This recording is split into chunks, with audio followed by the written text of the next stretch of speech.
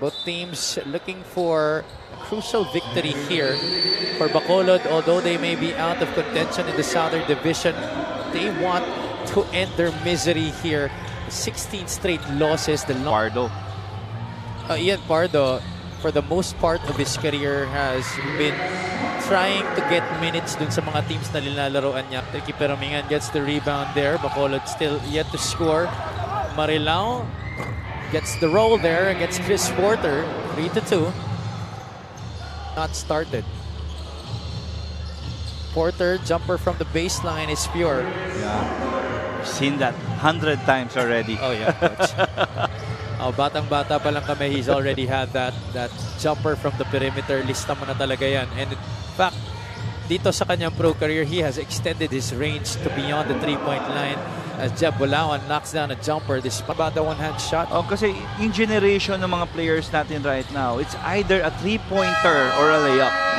And the perimeter game, kasi we believe na ito yung pinakamalaki. Larcon sana pwede, pero kailangan pang bumilis ng konti eh. Especially with a slew of guards here in the MPBL who have shown us great quickness. Na nga pala sa laro na to si Louis Vigil for Bacolod after starting this game on the bench. Chris Porter, there you go. That's another jumper from the perimeter. You really need ginagawa eh. Another long rebound leading to a possession here for Batangas City, which results in a two-pointer para kay Mark Cruz. 6 points na sa laro na to. Mark Cruz yan. Mark Cruz was among the MPBL players drafted in the recently concluded draft rights of the PBA. There he fouls Anteporda, who makes the basket. Anteporda pumasok na dito, as well as Jong Baloria para kay Coach Cholo Villanueva. The leading scorer of their last game scores his first bucket of this match. Especially, ang pinakamaganda kasi na nangyari kay Jong, he growed as a player playing under systems. When he was still playing for Perpetual, who is around him? Just a great team player. Ito si Ivan Ludovice. It's another offensive rebound leading to a basket there para sa Batangas City. At Seda Blaza this time pushing the Batangas lead to 4. Vigil with a hand in his face, beating the buzzer. Three-pointer galing kay Louis Vigil. 19-18 at the end of the first quarter. This is brought to you by GameX Match. Baloria puts the ball on the deck, steps back for 3. That's money para kay Chong Baloria. Alam mo yun, pareho, like kay Buludo asking for it down low. He had a mismatch against Anteporda, but Achea says, hey, I can hit it from the outside too. Gaya nga na sinabi ni Coach RB Mangas when he took over for Coach Alex Angeles at Caloocan last Tuesday. Sabi niya, sanay ako sa pabulong-bulong lang eh. I'm not really used to calling the shots and making the decisions sa trabahong kinukuha mo eh. Pero ang maganda kasi yung mga yan, ito yung mga, kasi the dynamic coaches right now, ang foundation nila is the experience. Tapos sino-sino ba yung mga superstars na kasabay niyan? He was playing alongside guys like JV Casio, Rico Meyerhofer, Joseph Yo. Niyang naglalaro pa siya kung ano yung kaya niyang gawin, and he knows what it takes to be able to get to the top. That's why ito sila Seda Blaza. They are the hardwood. Oo naman. And another thing to that is ano yung silver lining every time na nasa ganitong organization ka? Lahat ng opportunity nasa iyo. And they've been able to make games competitive these last 5 games. But the last minute or so has been away from their break. A step, kick out, Vigil from the outside, bullseye. There you go. Trying to solidify their spots in the playoff picture in their respective divisions as RJ Ramirez hits coming out of 38-32. This halftime score brought to you by GameX. GameX for the Bacolod, for the Bacolod team, kasi doon mo talaga makukuha yan. If you become unconscious na ang treatment mo is one possession at the time, which to me na hindi naman talaga ganun nakakapagod din. Levi Hernandez able to score off the baseline drive. He's joined by CJ Isit.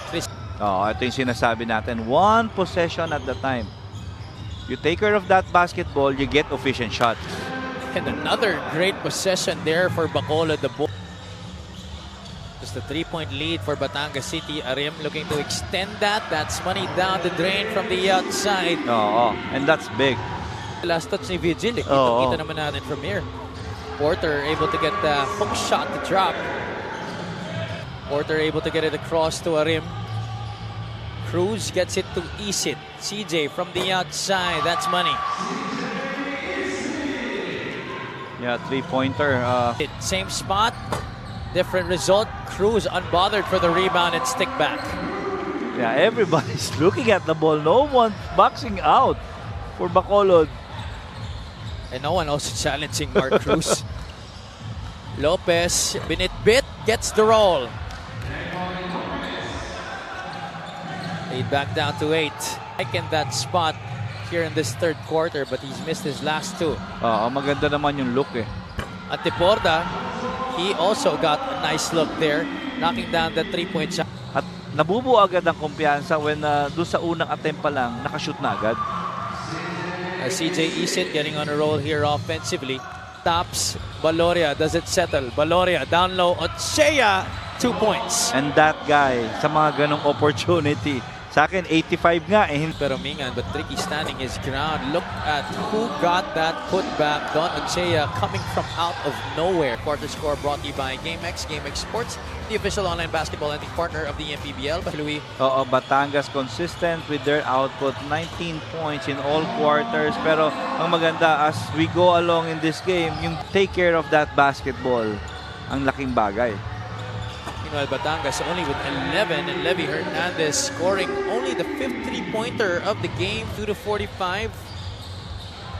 Bacolod really cooling down here in the second half as Batangas City now establishing a Ramirez goes inside, stops at the elbow, delivers a pass. Lunor able to score on the reverse. Look para dito sa mga teams natin, especially those inside the top 8. Whoever opponent is, there's added pressure kasi you know na he cannot fumble. Malaking bagay rin ang panalo na to for Coach Solo Villanueva and company. Just like that shot by Philip Panyamogan, because hindi biro ang magiging schedule sa next. Bacolod dito sa second half natin. Compared to the 18 that they gave up in the first half. Batangas only winning by 6 points. Now it ballooned. Louis Vigil finally getting a basket here in the fourth quarter. Ang 4 points off turnovers. Can you imagine in this fourth quarter, defense really had stepped up big time. Only allowing itong fourth quarter points. And that's a lot of credit to these bench guys who don't usually see a lot of time. Earlier, Olive right now for Batangas City were guys who don't really play a lot. Alam mo yung dahan-dahan eh. Di ba? Different phase. Pero again, yung damage is the same thing. Ludovice scoring only his 8th point of the game. 79-54 final score brought to you by GameX. GameX Sports, the official online basketball lending partner of the MPBL. Basta ending, GameX, let's